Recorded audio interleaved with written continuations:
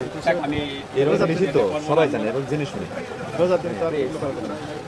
ওইটাও ঢালেন এখানে ভাই। আরেকটা ঢালেন, এটা আরেকটা ঢালেন। না না, আরেকটা ঢাল দরকার নেই, আমরা ডিস্ট্রয় করার জন্য। আস্তে আচ্ছা আমার একটা প্রোগ্রামে আছে, পরে ফোন দিচ্ছি। আমার তো আগে বলবে না, আমি একটা প্রোগ্রামে আছে। এই যে প্রোগ্রাম আজকে আমি ভুল করে কেমন এটাও তো কম দাম। আপনি আর রং রাখবেন না।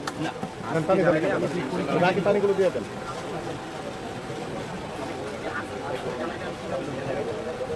একটু বেশি করে পানি দেন তো কি হয়। পানি আর আছে? এগুলো কি হলুদ আর মরিচের গুঁড়া? না, রং টেক্সটাইল কালার, কাপড়ের ভিতরে রং। ওখানে লেখা থাকে যে ইন্ডাস্ট্রিয়াল ইউজ অনলি। ওনারা ফুড ইন্ডাস্ট্রি হিসেবে ইন্ডাস্ট্রি ব্যবহার করে। না, এখন মিক্সিং করে দেন।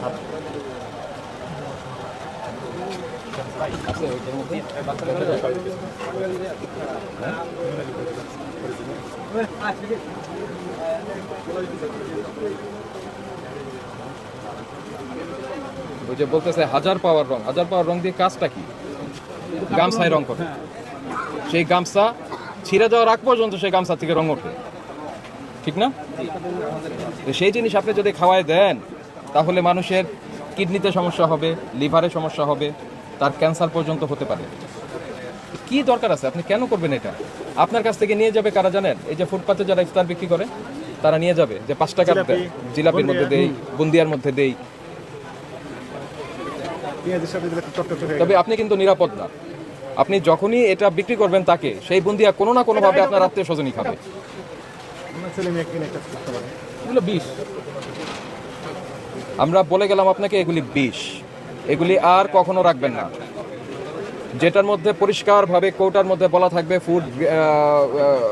ফুড গ্রেডেড কালার বা খাদ্যে ব্যবহার উপযোগী রং, সেগুলি আপনি রাখবেন, ওই কৌটা সহ রাখবেন, ঠিক আছে? বিক্রি হবে কৌটা সহই। হ্যাঁ, ওই এই রং নিয়ে আপনার এই খোলা বিক্রি করার সুযোগ নাই, যেহেতু ইন্ডাস্ট্রিয়াল ডাই আছে আমাদের।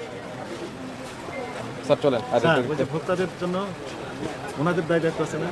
ওনারা যে কালার পছন্দ করে এই নাম শুধু বিক্রি করেন না। ভোক্তাদের দায় দায়িত্ব সবচেয়ে বেশি। প্রথম কথাই হচ্ছে যে কোনো ধরনের রং তাকে বর্জন করতে হবে। হ্যাঁ, রং নিতে পারবে, বিটরুটের রং নিতে পারবে, শেফালি ফুলের যে আছে না বোটা, সেটা নেবে, পলাশ ফুলের পাপড়ি ভিজায় যে রংটা আছে সেটা ব্যবহার